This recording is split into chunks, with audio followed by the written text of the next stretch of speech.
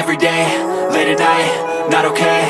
All I want, and I pray, all I need are some better days. Fuck me, I'm looking in the mirror, so foggy, but I've never seen clearer. I don't really think anyone can save me, and honestly I'm not really sure I want saving. I like to be my own worst enemy. There's no risk if you don't try at anything, so I'ma just keep buying everything. See you in the next life, hope to be a better me. I don't think that my head's on straight, gotta flip it and grip it and go and get an x-ray.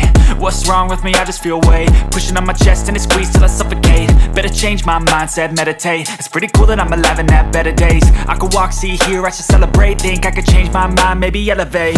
Living life, every day, late at night, not okay. All I want, and I pray, all I need are some better days. Yeah, all I need are some better days. Cause all I want, and I pray, I believe in the better days. I'm kinda stuck between a rock and a hard place. Do I work hard or live at my pace? You're only young once, yeah that's all great, but I also want a future where I'm okay. Living life is doing lots of cocaine. Wait no, it's living with no shame. Wait no, it's sleeping in on Sundays. I guess it's different for each of us and that's okay.